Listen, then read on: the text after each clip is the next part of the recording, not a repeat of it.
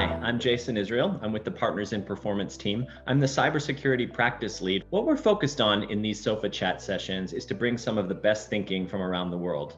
So I'm very excited that we'll be talking to Patricia Frost. So Patricia, welcome. Look forward to this chat. And to start off, would you mind taking a moment to give us a bit about your background?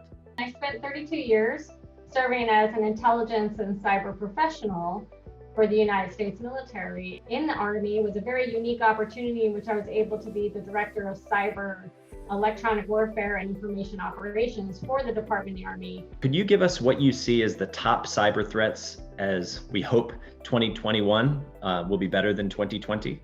I think phishing is still going to be probably one of the number one vectors, and it's going to increase because now you have people operating these different cloud environments and probably a little bit more vulnerable to phishing tactics because of the way they're receiving information and what they're clicking on. And what about cloud jacking? That's starting to emerge as an increasing challenge. Could you give us an overview of what that is and what you see happening there? Yeah, so your typical cloud vendor is responsible for protecting the infrastructure. And then you, as the customer, you're responsible for protecting your data. But I would tell you, pull out the paperwork and actually, again, that tactical pause to say, where am I vulnerable? And then relook as to the responsibility and where it sits. Yes, another thing we've talked about a number of times, we're seeing the move to digitizing operations. Some of the industrial companies are often behind in cybersecurity compared to financial services. Is that what you're seeing? Financial services are definitely the gold standard. I do think our industrial base that has heavy operational technology is what I always call another soft underbelly, because you're also working with a lot of legacy systems. We know that businesses have looked at what they value most. So if we know that that's happened, we should have the cybersecurity professionals linked up with the operations team saying, okay, where is value brought into the business? Let's do that asset mapping and look at those assets, and are those assets secure? We know where value sits, but also where is the data entry and exit points? And I think that's where Partners in Performance brings a great experience to the table of looking at that business value chain. And between the operational and the informational technologies that comprise that value chain, what would be the incentives for a threat actor to target your business? What is the capability?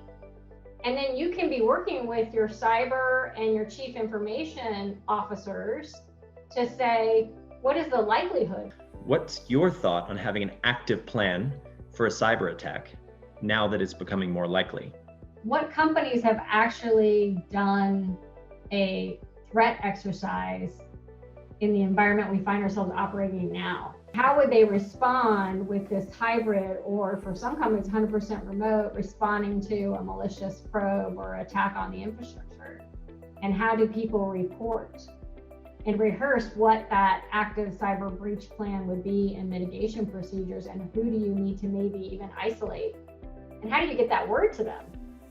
If they're not even gonna have access to their email, how do you do that in this environment? So I think there are things that are a little bit different, but it tells us, okay, what did we learn from that? Use that as an opportunity to put our plans in place and really rehearse, because I don't believe that the environment we're operating in today is going to change much.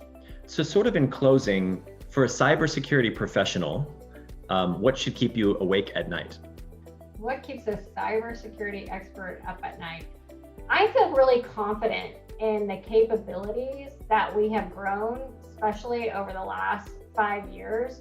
So really try to prioritize resources and lean on those that can actually do that value analysis. So for me, my biggest fear is that people don't take the cybersecurity threat seriously enough, and they sit there and say, it will never happen to me or to my business.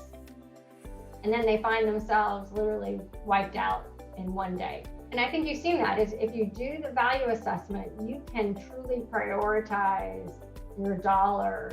Patricia, it's wonderful to see you. Such great insights. Very grateful you could join us for this SOFA chat.